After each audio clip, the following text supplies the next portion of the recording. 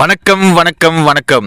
GMP Mayavaram வாசனை YouTube சேனலை பார்த்து சப்ஸ்கிரைப் செய்து ஷேர் செய்து கமெண்ட் செய்த அனைத்து நல்லுள்ளங்களுக்கும் நன்றி கலந்த வணக்கங்க. ஒரு பக்கம் பார்த்தீங்கன்னா சில வீடுகள் மேலே எடுத்து கட்டுறாங்க, அங்கே தொழிலாளர்கள் வேலை செய்கிறாங்க.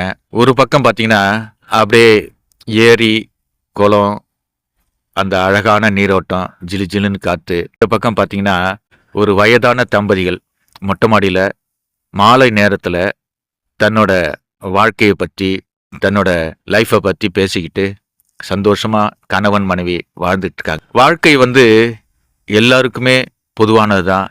ஆனால் ஒரு சில பேர் சந்தோஷமாக வாழ்கிறாங்க, ஒரு சில பேர் சங்கடத்தில் வாழ்கிறாங்க. வயதான காலத்தில் பெத்த தாய் தந்தைக்கு எந்த மகன் சாப்பாடு போடலையோ, எந்த மகன் கவனம் செலுத்தலையோ, அவங்களோட வயதான காலத்தில் அவங்க பிள்ளைங்க அவங்களுக்கு செய்வாங்க. இன்னொரு பக்கம் பார்த்தீங்கன்னா ஒரு மொட்டை மாடியில் மாமரத்தில் மாங்காய் பறிக்கிறாங்க. அதாவது கீழே விழுந்தா மாங்காய் கண்ணி போயிடும், அது ஒன்றும் பண்ண முடியாது.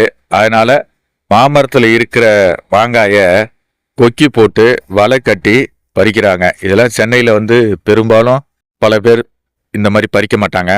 ஒரு சில பேர் தான் இப்படி மாங்காயை வலை கட்டி பறிக்கிறாங்க. இதில் அப்பனும் மகனும் மாடி மேலே பறிக்கிறாங்க. மகனை மாடியில் மாங்காய் பறிக்க ஏற்றிட்டாரு. மாங்காய் பறித்து முடிஞ்சவனை அந்த பைய கீழே இறங்கிறதுக்கு சிரமப்படுறாரு. அவரும் வயசானவர் தான். இந்த ஒரு நிகழ்வு எனக்கு ரொம்ப மனசு சங்கடப்படுத்திடுச்சு. எந்த ஒரு நிலையிலும் ஒரு மனிதன் எந்த அளவுக்குலாம் தன்னோட உயிரை காப்பாற்றிக்கிறதுக்கு தன்னோட தந்தையும் மகனுமா எந்த அளவுக்கு கஷ்டப்படுறாங்க. ஒரு பக்கம் ஏணி எடுத்து போடுறாரு, அந்த ஏணியில் அவரால் எட்டலை. மறுபக்கம் ஏணி எடுத்து சொல்றாரு, அங்கேயும் அவரால் எட்டி ஏற முடியல. இப்படி தாங்க இருக்கு மனிதனோட வாழ்க்கை, போராட்டமா இருக்கு. இந்த இப்ப மகன் மாங்காய் பறிக்கிற காட்சி கண்கொள்ளா காட்சியா இருந்தது. அதனால தான் வீடியோ பண்ணேன். நீங்க எந்தெந்த வீடியோ பார்ப்பீங்க, இதையெல்லாம் பார்க்க மாட்டீங்க. இருந்தாலும் இப்படிப்பட்ட மனிதர்கள் சென்னையில் வாழ்ந்துக்கிட்டு தான் இருக்கிறாங்க.